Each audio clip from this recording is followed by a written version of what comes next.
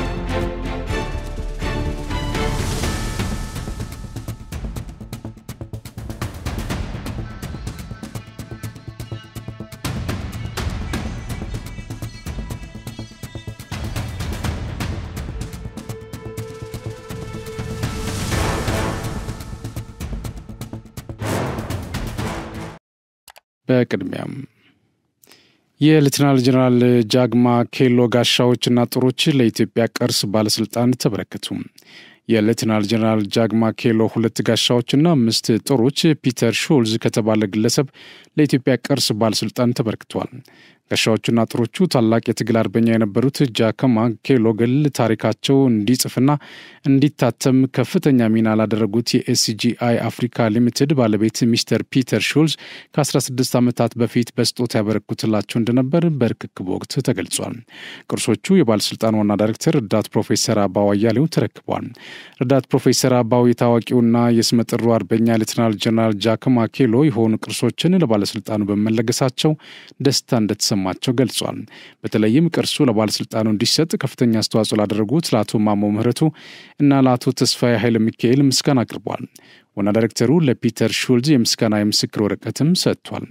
ታላቅ የትግል አርበኛ የነበሩት ጃግማ ኬሎ ጣሊያን ኢትዮጵያን ስትወር ቅኝ ግዛትን አልቀበልም ብለው በ15 ዓመታቸው ጠላትን ለመታገል የቆረጡና በአርበኝነት የታገሉ ጀግና እንደነበሩ ባለስልጣኑ በመረጃ ወስቷል። በነበራቸው የትግል ቆይታ በወራሪው ኃይል ላይ ከፍተኛ ኪሳራና ጉዳት ያደረሱ በስራቸውም በርካታ አርበኞች በማሰለፍ ትግልን ያከናውኑ የነበሩ አርበኛ እንደነበሩም ተገልጿል። ከጦርነትና ከድል በኋላ ጃግማ ኬሎ የሌተናል ጀነራል ማዕረግ የሰጣቸው ሲሆን ጣሊያንን በመታገልና ለሀገራቸውን በተለያየ መንገዶች ነጻነቷን ጠብቃ እንድትቆይ ከፍተኛ አስተዋጽኦም አበርክተዋል። የመንግስት አገልግሎትና አስተዳደር ሪፎርም የህዝባችንን የረጅም ጊዜ ጥያቄ የምንመልስበት ነው ሲሉ ምክትል ጠቅላይ ሚኒስትር ተመስገን ጥሩነህ ተናገሩ። የመንግስት አገልግሎትና አስተዳደር ሪፎርም የህዝባችንን የረጅም ጊዜ ጥያቄ የምንመልስበት ነው ሲሉ ምክትል ጠቅላይ ሚኒስትር ተመስገን ጥሩነህ ገለጹ። ልቀት በሰው ተኮር አገልግሎት በሚል መሪ ሐሳብ የፌዴራል ከፍተኛ የመንግስት አመራሮች ተሞክሮ ተኮር ስልጠና ዛሬ ተጀምሯል። ምክትል ጠቅላይ ሚኒስትሩ ተመስገን ጥሩነህ ባደረጉት የመክፈቻ ንግግር ኢትዮጵያ ካለፉት 7 ዓመታት ጀምሮ አረሙን ከስንዴው እየለየ የሚሄድ የሪፎርም ጎዳና ላይ ናት ብሏል። ኢትዮጵያ ላለፉት ዘመናት ጠንካራ ተቋማት ባለመገንባቷና የህዝብን ፍላጎት የሚያረካ የመንግስት አገልግሎት ባለመዘርጋቷ የሀገር መንግስት ግንባታው ሳይሳካ መቆየቱን ጠቁመው የለውጡ መንግስት የህዝቡን የረጅም ጊዜ የተቀላጠፈ አገልግሎት የማግኘት ጥያቄዎችን ለመመለስ ሪፎርም መጀመሩን ገልጿል። ሀገራዊ ብልጽግናና የአፍሪካ ተምሳሌት የሆነች ሀገርን ለመገንባት የመንግስት አገልግሎትና አስተዳደር ሪፎርም የምርጫ ሳይሆን የግዴታ ጉዳይ እንደሆነም በአጽንኦት ተናግሯል። የመንግስት አገልግሎትና አስተዳደር ሪፎርም ተቀርጾ በስፋቱ ውይይት ሲደረግበት መቆየቱን ጠቅሰው ዛሬ የተጀመረው ስልጠና ወደ ላቀ የትግበራ ምዕራፍ ለመግባት ያለመ ነው ብሏል። ሪፎርሙ አገልግሎትን ማቀላጠፍ፣ የሙያ ብቃት ማረጋገጥ፣ ዘመናዊ ሰራተኛ አስተዳደር ስርዓት መዘርጋት፣ የብዝሃነትና የአካታችነት ጥያቄዎችን መመለስ፣ ስርዓቱን ዲጂታላይዝ ማድረግና የገቢረ ነበብ አመራር የስርዓት መገንባትና ሌሎች ወሳኝ ምሰሶዎች እንዳሉት ገልጿል። እነዚህን ዋና ዋና የትኩረት መስኮች ለማስፈጸምና ትርጉም ያለው ለውጥ ለማምጣት የሚያስችል ዋና ዋና ተግባራት ሲከናወኑ መቆየታቸውም ገልጿል። ተቋማትን በ3 ምዕራፍ በመክፈል ለውጡን ለማስፈጸም ወደ ትግበራ መገባቱን ገልጸው በመጀመሪያው ምዕራፍ 8 ተቋማት ወደ ለውጡን እንቅስቃሴ እንዲገቡ ተደርጓል ብለዋል። ጠንካራ ሀገር መንግስት ያለ ጠንካራ ተቋም ያለ ቀልጣፋና ተደራሽ መንግስት አገልግሎት አስተዳደር አይሳካም ያሉት ምክትል ጠቅላይ ሚኒስትሩ ከዚህ በፊት የነበሩ የሀገረ መንግስት ግንባታ ሂደቶች አፍርሶ ከመጀመር የሚነሱ በመሆናቸው የመንግስት አገልግሎትም የችግሩ ሰለባ ሆኖ መቆየቱን አንስተዋል። አሁን የተጀመረው ሪፎርም ዋና ዓላማ የተሳለጠ አገልግሎት ስርዓት መፍጠር እንደሆነም ጠቅሷል። በሪፎርሙ አተገባበር ሂደት አመርቂ የሆኑ ውጤቶች እየተመዘገቡ መሆኑን አንስተው ይህም ተጠናክሮ ሊቀጥል እንደሚገባ ተናግሯል። መንግስት የአፍሪካ ተምሳሌት የሆነች ኢትዮጵያን ለመገንባት ፈርጀ ብዙ እንቅስቃሴ እያደረገ መሆኑን ጠቅሰው ይህን ለማሳካት የአገልግሎትና አስተዳደር ማሻሻያ ትልቅ እርምጃ ነው ብሏል። ኢትዮጵያ ጠንካራ ሀገረ መንግስት ለመገንባትና ብልጽግናን ለማረጋገጥ በታሪካዊ ለውጥ ጎዳና ላይ መሆኗን ጠቅሰው የዚህ ታሪክ አካል ለመሆን ከሚጠበቅብን በላይ መትጋት እንደሚገባም አንስቷል። ስልጠናው የመንግስት አገልግሎትና አስተዳደር ስርዓት ለመገንባት በሚያስችሉ ፖሊሲዎችና ህጋት ላይ ያተኮረ ሲሆን የሪፎርሙ የእስካሁን አፈጻጸም ያጋጠሙ ችግሮችና የመፍትሄ አቅጣጫዎች ላይ ውይይት አድርገዋል። በታጣቂዎች በኩል በዚህን ቀን እንመጣለን የሚል ምላሽ የለም፣ ነገር ግን ልኡካናቸውን እንደሚልኩ ተስፋ እናደርጋለን ሲሉ ኮሚሽነር ዶክተር ዮናስ አዳዬ ተናገሩ። የሀገራዊ ምክክር ኮሚሽን ከነገ ጀምሮ በአማራ ክልል አጀንዳ የማሰባሰብ የምክክር ምዕራፍ እንደሚያካሄድ ዛሬ ባህር ዳር ከተማ በሰጠው መግለጫ አስታውቋል። በዚህም በክልሉ 4480 ተሳታፊዎች በባህር ዳር ከተማ ለ3 ቀናት እንደሚመክሩ፣ ሂደቱ በተለያዩ ሁነቶች እስከ ሚያዝያ 6 2017 ዓ.ም እንደሚቆይ ገልጿል። በክልሉ የሚንቀሳቀሱ የፋኖ ታጣቂዎች በምክክሩ ለመሳተፍ ይሁንታ አቅርበዋል ወይ ተብሎ ለኮሚሽኑ ኮሚሽነር ዶክተር ዮናስ አዳዬ ጥያቄ ቀርቦላቸዋል። ኮሚሽነር ዶክተር ዮናስም በታጣቂዎች በኩል በዚህን ቀን እንመጣለን የሚል ምላሽ የለም፣ ነገር ግን ልዑካናቸውን እንደሚልኩ ተስፋ እናደርጋለን የሚል ምላሽ ሰጥቷል። አክሎም ልዑካን ቡድኑ እንዲልኩ ጥሪ አቅርበናል፣ አሁንም ጥሪ እናቀርባለን፣ ካቀረቡ ድምጻቸውን ሰምተን ጥያቄዎቻቸውን አድምጠን ለሚመለከተው እናቀርባለን ብሏል። ኮሚሽነር ዶክተር ዮናስ አዳዬ ትጥቅ እንዲፈቱ አንጠይቃቸውም፣ ከጠየቅንም ስህተት ነው፣ እኛም አማካሪዎች አባቶች ነን፣ ትጥቅ የማስፈታት ስራው የመንግስት ነው ሲሉም ተናግሯል። በተጨማሪም እናንተን ጨምሮ የተወሰኑ ፓርቲዎች መጀመሪያ ጦርነት መቆም አለበት በሚል እሳቤ በክልሉ አጀንዳ የማሰባሰብ ሂደት እንደማይሳተፉ ለኮሚሽኑ አሳውቀው ነበር። ከዚያ ወዲህ ተነጋገራችሁ፣ አሁን ይሳተፋሉ ወይ ተብሎ ለቀረበላቸው ጥያቄ ኮሚሽነር ዶክተር ዮናስ የተለየ ለውጥ አላገኘንም፣ ነገር ግን ያለን አቋም በጣም አዎንታዊ ነው፣ ምክንያቱም እነዚህ ወገኖቻችን እንዴት እንደሚያግዙን እኔ ምስክር ነኝ። በተለይ በአዲስ አበባው ላይ ስናካሄድ በጣም ደጋፊዎቻችን የነበሩ ሰዎች ናቸው ሲሉ መልሷል። ሐሳባቸው ረድቶናል፣ ዛሬም የሐሳባቸው አይቋረጥም የሚል እምነት አለን። እንደ ኢትዮጵያውያን ይሄ እኮ የቤተሰብ ጸብ ነው፣ ስለዚህ እነርሱም ተመልሰው አሁን እንደ ቀድመው እንተባበራለን የሚል እምነት አለን ሲሉ መልስ ሰጥቷል።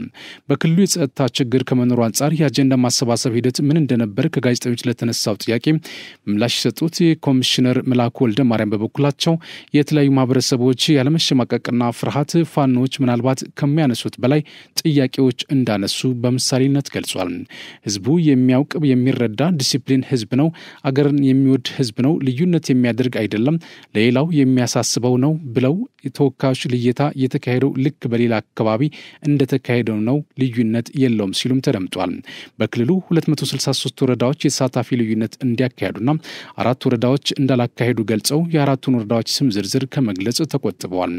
ከ10 ዩኒቨርሲቲዎች 26 መምህራን 2232 ተባባሪ አካላትን 385ቱ ሴቶች ሆኑ እንዳሰለጠኑ የተናገሩት ኮሚሽነሩ በተሳታፊ ልየታ ረገድ ደግሞ 13900 ወንዶች፣ 5698 ሴቶች በድምሩ 19598 ሰዎች በዚህ ሂደት እንዲያልፉ ተደርጓል ብሏል። ኮሚሽነሩ የሴቶች ተሳትፎ 30.3%፣ አካል ጉዳተኞች ተሳትፎ 5.7%፣ የተገለሉ ሰዎች ተሳትፎ 4%፣ የውስጥ ተፈናቃዮች 6.9% ነው ሲሉም አስረድቷል። የፖለቲካ ፓርቲዎች ሸኔ ፋኖ ምንድነው የሚፈልጉት? አዲስ የፖለቲካ ስርዓት እንገንባ፣ ዲሞክራሲያዊ ስርዓት እናምጣ፣ እኩልነትና ነጻነት የሰፈነበት ሀገር እናድርግ፣ ቁጭ ብለን ተነጋግረን ከዚህ ውጭ ምንድነው የምንፈልገው ሲሉ ኮሚሽነሩ ጠይቋል። መንግስትም ሌሎችም በጠመንጃ የሚያሳኩት ነገር የለም፣ ሊያሳኩም አይችሉም ሲሉ ተደምጠዋል። በትግራይ ክልል አዲግራት ከተማ ከ6000 በላይ ወገኖች ተጠቃሚ የሚያደርግ የምግብ ዋስትና ፕሮግራም ተጀመረ። የአዲግራት ከተማ የምግብ ዋስትና ሴፍቲኔት ፕሮግራም ማስተባበሪያ ጽህፈት ቤት ኃላፊ ሀጎስ በላይ ፕሮግራሙ በዝቅተኛ የኑሮ ደረጃ ላይ የሚገኙ ሰዎች ሰርተው እንዲለወጡ እያደረገ መሆኑን ገልጿል።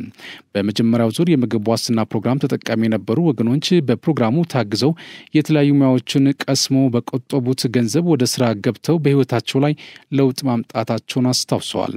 በሁለተኛው ዙርም ተመሳሳይ ዓላማ የተሰነቀ መሆኑን አንስተው በዚህ ፕሮግራም ተጠቃሚ የሆኑት ተለይተው ተግባራዊ ይደረገ ነው ብሏል። በዚህ መሰረት በአዲግራት ከተማ 6692 ወገኖችን ተጠቃሚ የሚያደርግ የምግብ ዋስትና ፕሮግራም በይፋ መጀመሩን ተናግሯል። በሚቀጥሉት 3 ወራት ለሚከናወኑ ስራዎች ማስፈጸሚያ ከፌዴራል መንግስት 54 ሚሊዮን ብር በጀት መለቀቁንም ጠቁሟል። የፕሮግራሙ ተጠቃሚዎች በጽዳትና የከተማ ውበት፣ በጓሮ አትክልት፣ በእንስሳት እርባታና ሌሎችም ዘርፎች ላይ የሚሰማሩ መሆኑን ገልጿል። በመጀመሪያ ዙር 2500 የቤተሰብ መሪዎች ተጠቃሚ የነበሩ ሲሆን አሁን ላይ በርካታዎቹ በተለያዩ የንግድና የሙያ ዘርፎች የተሰማሩ መሆኑ ታውቋል። የኢትዮጵያ ፌዴራል ፖሊስ ለህዳሴ ግድብ ግንባታ ከ254 ሚሊዮን ብር በላይ ድጋፍ ማድረጉ ተነገረ። የኢትዮጵያ ፌዴራል ፖሊስ ለታላቁ የኢትዮጵያ ህዳሴ ግድብ ግንባታ ከ254 ሚሊዮን ብር በላይ ድጋፍ ማድረጉን የተቋሙ ቃል አቀባይ ረዳት ኮሚሽነር ሞገስ ቸኮለ ነው የተናገሩት። ረዳት ኮሚሽነር በሰጡት መግለጫ እንዳሉት የኢትዮጵያ ፌዴራል ፖሊስ አመራርና አባላት ከ14 ዓመት የህዳሴ ግድብ ግንባታ የመሰረተ ድንጋይ ከጣለበት ጊዜ አነስቶ ድጋፍ እያደረጉ ይገኛሉ። የፖሊስ አባላት ለግድቡ ደህንነት የህይወት መስዋዕትነት በመክፈል ስራው እንዳይቋረጥ ጥበቃ በማድረግ የላቀ ሚና መጫወታቸውንም ተናግሯል። አመራሩና አባላቱ የግድቡን ደህንነት ከመጠበቅ ባሻገር በኢትዮጵያዊነታቸው የዜግነት ኃላፊነትን በመወጣት የተለያዩ የገቢ ማሰባሰቢያ ፕሮግራሞች ተሳትፎ እያደረጉ እንደሚገኝም አመላክቷል። በዚህም በአጠቃላይ 254.6 ሚሊዮን ብር በላይ ድጋፍ ከፌዴራል ፖሊስ መደረጉን ነው ቃል አቀባዩ ጠቆሙት። የኢትዮጵያ ፌዴራል ፖሊስ ለግድቡ ሁለንተናዊ ደህንነት በመጠበቅና በገንዘብ ድጋፍ እያደረገ ያለውን ተሳትፎ አጠናክሮ እንደሚቀጥል ከተቋሙ የተገኘው መረጃ አመላክቷል። ከቢሾፍቱ ከተማ በስተሰሜን በኩል በ13 ኪሎ ሜትር ርቀት ላይ በሚገኘው ኤረር ቅዱስ ልደታው በአታው ብርሃነ ሰላም መድኃኔዓለም አንድነት ገዳም ትላንት ቀን 7 ሰዓት ላይ የተነሳ የእሳት ቃጠሎ ይህ ዘገባ እስከተጠናቀረበት ጊዜ እስካሁን አልጠፋም ተብሏል። የገዳሙ ምክትል አስተዳዳሪ አባ ገብረ ማርያም ሲሳይ ለማህበረ ቅዱሳን ቴሌቪዥን ጣቢያ በሰጡት ቃለ ምልልስ ድንገተኛ የእሳት ቃጠሎ አደጋው ትላንት ከሰዓት በኋላ ከ7 ሰዓት ጀምሮ ነው የተከሰተው ብሏል። የቃጠሎ መነሻ እስካሁን እንዳልታወቀ እሳቱ እስካሁን ባለመቆሙ እየተባባሰ እንደሚገኝም ጠቁሟል። አደጋው በደቡብና ምስራቅ አዋሳኝ ቦታ ላይ ባለው የቅዱስ ባለወልድ ቤተክርስቲያን የጨፌ ሳር ነዶ ወደ አጸዱ እየተጠጋ እንደሚገኝና የእሳቱ ጭስ የኤረር ተራራን እንደሸፈነው አስረድቷል። የአብይን ጾም አስመልክተው በዓታቸውን ዘግተው በሱባኤ ላይ የሚገኙት አባቶች በጭሱ ምክንያት መታፈናቸውን እንዲሁም በተራራው ውስጥ የሚኖሩ የዱር እንስሳት አደጋ ላይ መሆናቸውን አሳውቋል። እሳቱ በሰው ሕይወትና በንብረት ላይ የከፋ ጉዳት ሳያስከትል ሙሉ በሙሉ እንዲቆም ለቢሾፍቱ ወረዳ ቤተ ክህነትና ለከተማው አስተዳደር ማሳወቃቸውን የገለጹ ሲሆን የሚመለከታቸው አካላት ሚናቸውን እንዲወጡ ጥሪያቸውን አስተላልፈዋል። ከ3 እና 4 ዓመታት በፊት ተመሳሳይ የእሳት ቃጠሎ አደጋ በገዳሙ መከሰቱንም መረጃው አመላክቷል።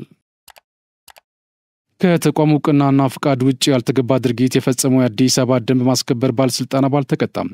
በአዲስ አበባ ከተማ አስተዳደር የካ ክፍለ ከተማ ወረዳ 5 የደንብ ማስከበር ጽሕፈት ቤት አባል የሆነው ግለሰብ ከተቋሙ ተልእኮና ዕውቅና ውጪ በወረዳው በሚገኝ የግለሰብ ንግድ መደብር ውስጥ ገብቶ የሽያጭ መሳሪያ ካሽ ሬጂስተር ሲነካካና ሲፈትሽ ነበር ተብሏል።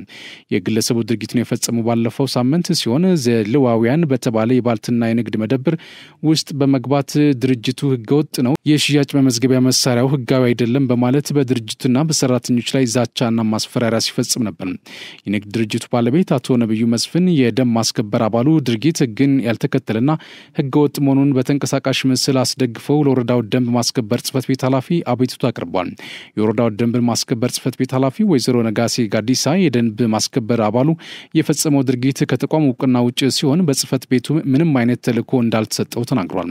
በንግድ መደብሮች ውስጥ እየገቡ የሽያጭ መሳሪያ ማሽኖችን መነካካትና ማንሳት የባለስልጣኑ ተልእኮ አለመሆኑ የተናገሩት ኃላፊዋ ህገወጥ ድርጊትን የተመለከተ ጥቆማ ቢደርሶ እንኳን በቅድሚያ ጽሕፈት ቤቱን ማሳወቅና ፍቃድ መጠየቅ የነበረበት ቢሆንም ይህንን አለማድረጉን ነው የጠቆሙት። ድርጊቱ የተቋሙን መልካም ስምና ገጽታ የሚያበላሽ ተግባር በመሆኑ ግለሰቡ የ5 ቀን ደሞዙን እንዲቀጣ በማድረግ አስተዳደራዊ እርምጃ እንደተወሰደበት ነው የገለጹት።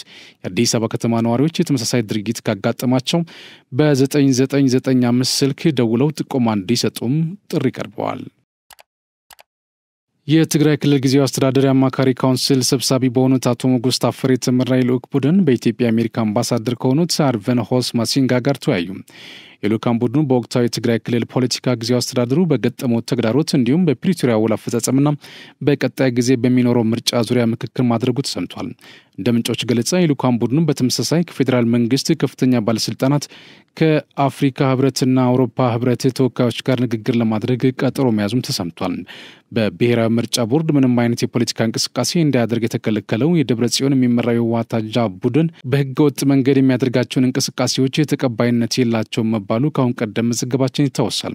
በተለይም በጊዜያዊ አስተዳደር ስር የነበሩ የዞን፣ የወረዳ፣ የቀበሌና የከተማ አስተዳደሮች በኃይል ተቆጣጥሮን በማናለበኝነት የሚያስተላልፋቸው ውሳኔዎች ጸረ ህገ መንግስታዊና ተቀባይነት የላቸው መሆናቸውን በጊዜያዊ አስተዳደሩ ፕሬዚዳንት ጌታቸው ረዳ የሚመራ ማዕከላዊ ኮሚቴ ማስታወቁ እንዲሁም እንደ ምንጮች ገለጻ ቡድኑ ጸረ ፕሪቶሪያ ስምምነት ተግባራትን ከጊዜ ወደ ጊዜ እየፈጸመ ያለና እኔ ያልመራኋት ትግራይ ልትኖር አይገባም የሚል እንቅስቃሴዎችን መፈጸም ከጀመረ ሰነባብቷል ብሏል ኮሚቴው። የትግራይ ህዝብ ሰላምና ልማት እንጂ ትርፍ ለሌለውና ለጥቂት ስልጣን ጥመኞች ሲል ዳግም ውድ ህይወቱን መስዋዕት የሚያደርግበት አንዳች ምክንያት የለም ብሏል። ስለሆነም በፌዴራል መንግስት የተጀመረውን ጠንካራ ድጋፍ እውን እንዲሆን በማድረግ የተጀመሩ የፕሪቶሪያ ስምምነት አካል የሆኑት የዲዲአር ትግበራ እውን እንዲሆን ሁሉም የበኩሉን እንዲወጣ ጠይቋል። የትግራይ ህዝብን በእያንዳንዱ ቤት መስዋዕትነት እንዲገባ ያደረገው አንጃው የህወሓት አንጃ ቡድንን በቃ ሊለው ይገባል ሲል ማዕከላዊ ኮሚቴው ገልጿል ሲል መግለጹን ምንጮች ለመሃል ሚዲያ ገልጿል። የትግራይ ጊዜያዊ አስተዳደር ከፕሪቶሪያ ስምምነት በኋላ ላለፉት 2 ዓመታት በክልሉ ጦርነት እንዳይከሰት ያደረገው አስተዋጽኦ በተመለከተ ጠቅላይ ሚኒስትር ዶክተር አብይ አህመድ ማመስገናቸው አይዘነጋም። በተያያዘ ዜና የትግራይ ክልል ጊዜያዊ አስተዳደር ፕሬዝዳንት ጌታቸው ረዳ አሁንም በመደበኛ ስራቸው እንዳሉ ገለጹ። አንዳንድ ምንጮች ገለጻ ፕሬዝዳንቱ በዱባይ በሰጡት ቃለ ምልልስ በቅርቡ ወደ ሀገራቸው ኢትዮጵያ እንደሚመለሱ ተናግሯል። አሁን ባለው ሁኔታም በትግራይ ክልል ጊዜያዊ አስተዳደር ውስጥ የሚሰሩ ስራዎችን ባሉበት ሆኖ እየመሩና አቅጣጫ እየሰጡ መሆኑን ገልጿል። ፕሬዝዳንት ጌታቸው ረዳ ይህ ቀን ብለው ባይሉም በቅርቡ ወደ ኢትዮጵያ እንደሚመለሱና ወደ መደበኛ ጊዜያዊ አስተዳደራቸው እንደሚመለሱ ተናግሯል። ይሁን እንጂ የጊዜያዊ አስተዳደሩ ፕሬዝዳንት ጌታቸው ረዳ በዱባይ ከቢርድ ስቶሪ ኤጀንሲ ድረገጽ ጋር ሰፋ ያለ ቃለ ምልልስ አድርጓል። በዚህ ቃለ ምልልስ የትግራይ ጊዜያዊ አስተዳደር ፕሬዝዳንትነታቸው እየሰሩ እንዳለ ቢናገሩም እንዳበቃ ግን ማረጋገጫ የሚመስል ምላሽ ሰጥቷል። ለፖለቲካና ሲኤንኤን የሚጽፈው ጄምስ ስቴንማን ጋር ባደረጉት ቃለ ምልልስ የትግራይ መሪነቶ እንዳበቃ የተረዱት መቼ ነው ተብለው ለተጠየቁት አቶ ጌታቸው የህወሓት ትጥቅ ትግል አባል አለመሆኔ ከክልሉ አመራርነት ለመገለል ምክንያት ነው ሲሉ መልሷል።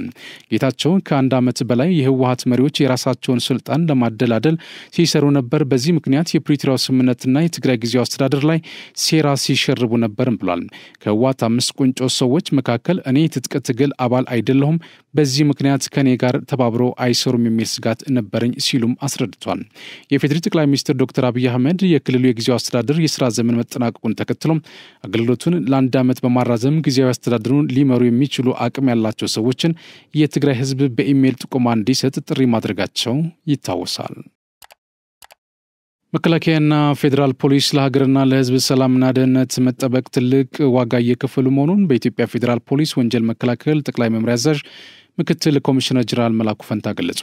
የመከላከያ ፍትህ ዋና ዳይሬክተር ከተቋሙ ክፍሎች የተውጣጡ አባላትን በትራፊክ ቁጥጥርና አደጋ ምርመራ ከፌዴራል ፖሊስ የቴክኒክና ሙያ ኮሌጅ ጋር በቅንጅት አሰልጥኖ አስመርቋል።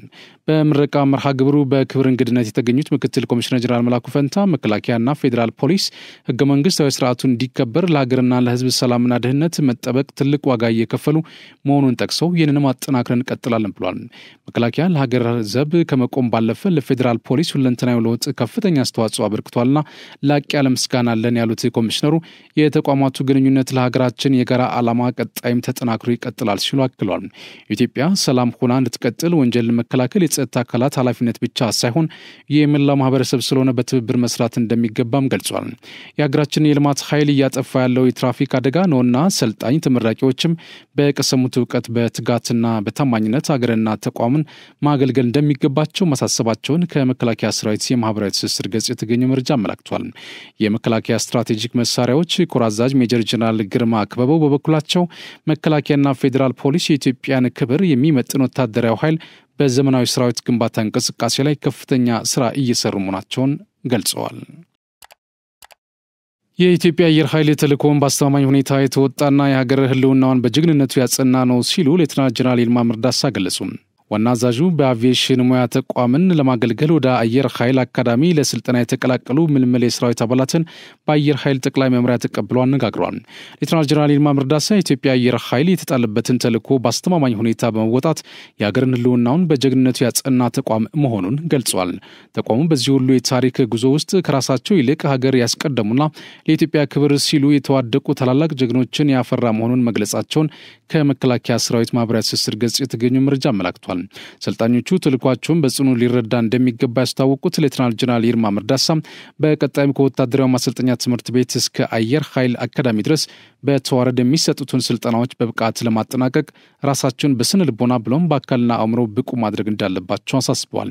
በዕለቱ የኢትዮጵያ አየር ኃይል አካዳሚ ከተለያዩ የሀገሪቱ ክልሎችና የከተማ አስተዳደሮች መስፈርቱን ያሟሉ ሰልጣኞችን መልምሎ በአቪዬሽን ሙያ ዘርፍ ወደፊት ተቋሙን እንዲያገለግሉ በተያዘው ዕቅድ መሰረት ለማሰልጠን ወደ አካዳሚው ያስገባ መሆኑንም ተገልጿል።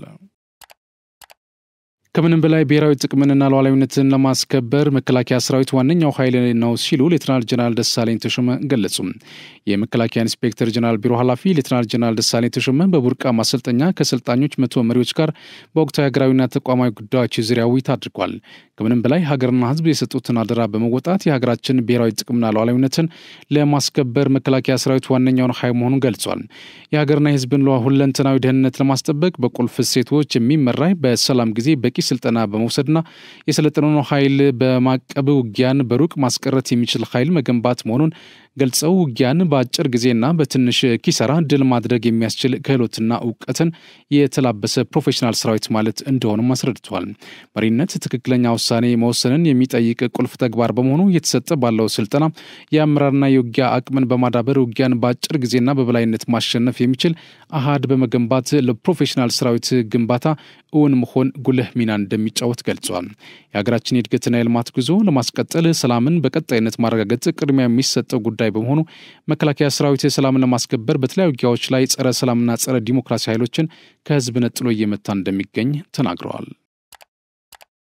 በደቡብ ሱዳን የሰላም ማስከበር ተልዕኮ የተሰማራው 19ኛው ሞተራይዝድ ሻለቃ ሀገርና ተቋምን የሚያኮራ ተግባር መፈጸሙን በሀገሪቱ የኢትዮጵያ ባለሙሉ ስልጣን አምባሳደር ነቢል ማህዲ ገለጹ።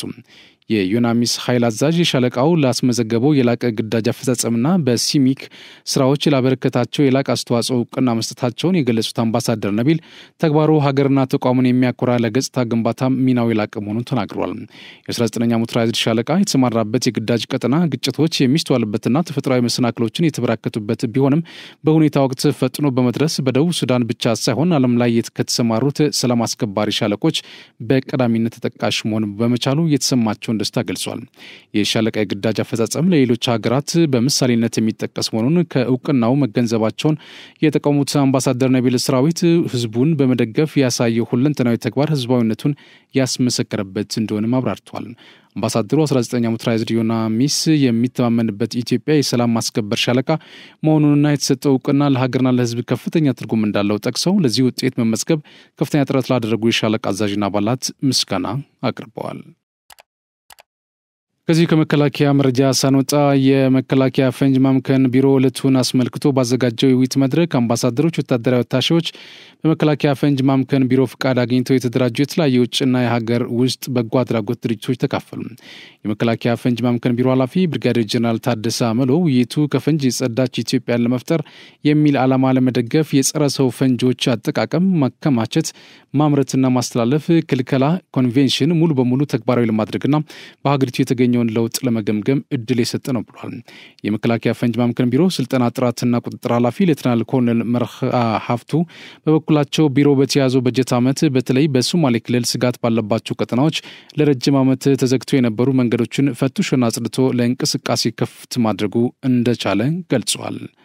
በዚህም ድጋፍ ሰጪ ድርጅቶች ለሌላ ሀገር ተሞክሮ የሚሆን ስራ መስራታችንን አረጋግጠውናል ብሏል። በዛሬው ዕለት ከድጋፍ ሰጪ አካላት ጋር የተደረገው ውይይትም የመከላከያ ፈንጅ ማምከን ቢሮ እየሰራ ያለውን ስራ የማሳወቅና በኢትዮጵያ ከተተኳሾችና ከፈንጆች የጠራ ለልማት መዋል የሚችል አካባቢ እንዲፈጠር የሚያደርግ ነው ብሏል። ዓለም አቀፍ የፈንጆች ማምከን ቀን ውይይት በማካሄድ በዛሬው ዕለት ተከብሯል። ጅቡቲ የሶማሊያ ፕሬዝዳንት ሐሰን ሼክ መሐመድ አሜሪካና እስራኤል በየመኑ ሀውቲ ላይ ጥቃት ለመሰንዘር እንዲችሉ ሶማሊያ ውስጥ የጦር ቤዝ እንዲሰጣቸው ጫና እያደረጉ ነው ሲሉ የቀድሞ የደህንነት ሹም ከሰሱ። ከሰሞኑ የሶማሊያ ፌዴራል መንግስት ፕሬዝዳንት ሐሰን ሼክ መሐመድ ወደ ጅቡቲ በማቅናት ከሀገሪቱ ፕሬዝዳንት እስማኤል ኦመር ጊሌ ጋር መነጋገራቸው መዘገቡ ይታወሳል።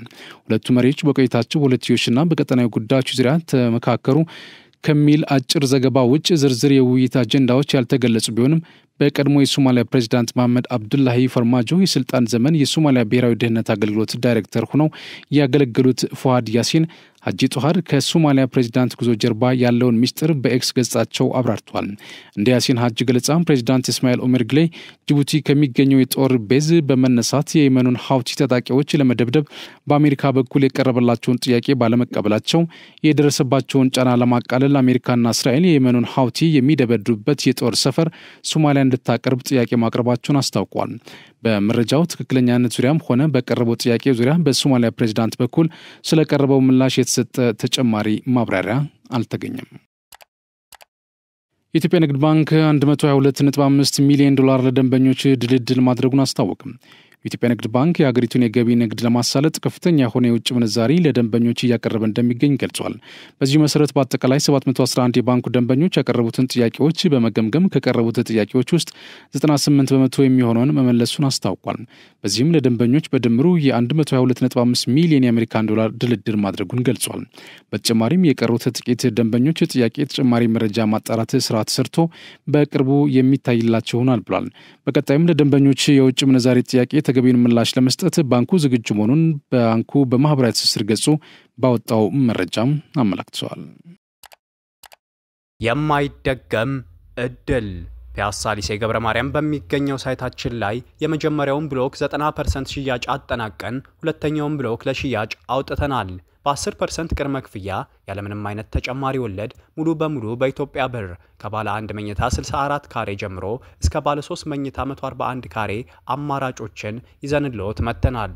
ሱቆች አልቆባችሁ ለነበረ ደንበኞቻችን አድዋ 00 ፊት ለፊት ባለው 4000 ካሬ ሜትር ላይ ባረፈው ጎልደን ሞላችን 20 ካሬ ሱቆችን ከግራውንድ እስከ 5ኛ ፎቅ ለሽያጭ ማውጣታችንን ስንገልጽ በታላቅ ደስታ ነው። እንዲሁም በአጭር ጊዜ ወደ ቤታችሁ መግባት ለምትፈልጉ ደንበኞቻችን ሀያት አደባባይ ገንብተን 90% ባደረስነው ሳይታችን ላይ እየኖሩበት የሚከፍሉበትን አማራጭ ይዘን መጥተናል። ለበለጠ መረጃ 0966 02 9902 ይደውሉ። ይህ ዜና በቀጥታ የሚተላለፍላችሁ ከመሃል ሚዲያ ነው። ወደ ውጭ ዜና አልፋለሁ። የዶናልድ ትራምፕ አስተዳደር ብሔራዊ ደህንነት ተቋም ኃላፊና የበየነ መረብ ደህንነት ኃላፊን አባረረ። የቢቢሲ አሜሪካ አጋር ሲቢኤስ እንደዘገበው በአሜሪካ ከፍተኛ የደህንነት ተቋሞች እየተባረሩ ነው። ጀነራል ቲሞቲ ሃው ለምን እንደተባረሩ ግልጽ ባይሆንም ትራምፕ ከደጋፊያቸው ሎራ ሉመር ጋር ውይይት ካደረጉ በኋላ ነው መባረራቸው የተገለጸው። ዲሞክራቶች የደህንነት ኃላፊዎቹ መባረር በጣም አስጊ ነው ያሉ ሲሆን በብሔራዊ ደህንነት ክፍተት እንደሚፈጠርም ገልጿል። የትራምፕ ደጋፊ የሆነችው አክቲቪስት ሎራ ትራምፕ የተወሰኑ ሰራተኞችን እንዲያባረሩ ጠይቃለች። ለትራምፕ ድጋፍ አላሳዩም የተባሉ አመራሮች እንዲባረሩ ጠይቃ ውሳኔው መተላለፉም ተገልጿል። በኤክስ ገጿ ጀነራል ሃውና ምክትላቸው ዌንድ ናወል ለፕሬዚዳንት ትራምፕ ታማኝ ስላልሆኑ ነው የተባረሩት ስትል ጽፋለች። ትራምፕ ለሳቸው ታማኝ ያልሆኑ ሰዎችን እንደሚያባረሩ ሲዝቱ ነበር። ሰዎች ሁሌም እናባረራለን፣ የማንወዳቸው ሊጠቀሙብን የሚሞክሩትና ወገንተኝነታቸው ለሌሎች የሆኑን እናባረራለን ሲሉ ተናግረዋል። ብሔራዊ ደህንነት ተቋም ከቢቢሲ ምላሽ ተጠይቆ ወደ መከላከያ ሚኒስቴር የህዝብ ግንኙነት ክፍል መርቷል። ከዚህ ቀደም ግን በግለሰቦች ጉዳይ አስተያየት እንደማይሰጥ ገልጿል። ዲሞክራቱ ቲም ሃይምስና ሌሎችም ዲሞክራቶች ጀነራል ሃው መባረራቸውን ለሲቢኤስ አረጋግጧል። ሃይምስ በጣም አስደንጋጭ ሲሉ ውሳኔውን ገልጿል። ታማኝና ቀጥተኛ መሪ መሆኑን አውቃለሁ፣ ህግ ያከብራል፣ ለብሔራዊ ደህንነት ቅድሚያ ይሰጣል። በዚህ አስተዳደር ግን እንዲህ ያለ ሰው መሆን ለመባረር ያበቃል ሲሉም አክሏል። የስለላ ኃላፊው ብራያን ዋልሽ፣ የቴክኖሎጂና ብሔራዊ ደህንነት ኃላፊ ዴቪድ ፌትና ሌሎችም የተቋሙ አመራሮች ተባረዋል። ብሔራዊ ደህንነት ተቋሙ በሲግናል ቡድን ውስጥ ጋዜጠኞችን በስህተት ከማካተቱ ጋር በተያያዘ ስሙ ሲነሳ ነበር። የሲግናል ቡድኑ በየመን የሁቲ አማጽያን ላይ ስለሚሰነዘር ጥቃት መረጃ የተለዋወጡበት ነበር። ጀነራል ሃው በሲግናል ቡድን ውስጥ ባይኖሩበትም በኮንግረስ ፊት ቀርበው ቃላቸውን ሰጥቷል። ከጉዳዩ ጋር ቀጥተኛ ግንኙነት አላቸው የተባሉትን የትራምፕ ብሔራዊ ደህንነት አማካሪ ማይክ ዋልዝ አሁንም ድረስ ትራምፕ እየደገፉ ነው። የአትላንቲክ መጽሔት ጋዜጠኛውን ወደ ሲግናል ቡድን የቀላቀሉት ዌልዝ መሆናቸው ተገልጿል። ምንጮች እንደሚሉት ከዚህ ከስህተት ጋር በተያያዘ ለትራምፕ አስተዳደር ታማኝ አይደሉም ተባሉ ባለስልጣኖች ላይ እርምጃ እየተወሰደ ነው ተብሏል። የመከላከያ ጸሐፊው ፒት ሄግስ መረጃውን በሲግናል ከመልቀቅ ጋር በተያያዘ ምርመራ እየተደረገባቸው ነው። ትራምፕ ከደጋፊያቸው ሎራ ጋር ስላደረጉት ውይይት ሎራን በግልጽ ባትናገርም ትራምፕ አገር ወዳድ ሲሉ ጠርተዋታል። ከሷ አንዳንዴ ምክር እንደሚቀበሉም ገልጸዋል። ክቡራን ተመልካቾቻችን ከዚህ በመቀጠል ለ80 ዓመታት በሚስቱ የተፈለገው ባል የተመለከተውን ታሪክ እንደሚከተለው እናቀርባለን። ሚስትየው ባልየው አንድ ቀን ይመጣል በሚል ሲቀርቡላት የነበሩ የፍቅር ጥያቄዎችን ሳትቀበል ቀርታለች። ቻይናዊቷ ዱሆይዘን በጓንዝ ግዛት ነዋሪ ስትሆን ከሰሞኑ በ103 ዓመቷ ሕይወቷ ማለፉ ተገልጿል። ይህች ሴት በዚህ መንደር ያለመሰለቸት ከ80 ዓመት በፊት ጋብቻ የመሰረተችውን ሰው ከዛሬ ነገ ይመጣል በሚል በመጠበቅ ትታወቃለች። ነገሩ እንዲህ ነው። ሁዋንግ ጁንስ ከተባለውና በ3 ዓመታት ከሚበልጣት ፍቅረኛዋ ጋር በ1940 ነበር ጋብቻ የመሰረቱት። ባላ ጁንስ በተጋቡ ጥቂት ጊዜ ውስጥ በወቅቱ ሀገሩን ከውጭ ወራሪ ለመታደግ በሚል የትግል ለማድረግ ከዋንቻንግ የተሰኘውን ቡድን ተቀላቅሏል። የአንድ ወንድ ልጅ አባት መሆኑን በትግል ላይ እያለ ያወቀው ባልየው በታሪክ አንድ ጊዜ ተመልሶ ልጁንና ሚስቱን ጎብኝቶ መመለሱም ተገልጿል። ይሁንና ከዚያ በኋላ ከዛሬ ነገ ወደ ቤት ይመለሳል በሚል በሚስቱ ሲጠበቅ የነበረው ሰው ደብዛው የጠፋ ሲሆን ሚስቱ ግን ሳትታከት ስትጠብቀው እንደነበር ሳውዝ ቻይና ሞርኒንግ ፖስት ዘግቧል።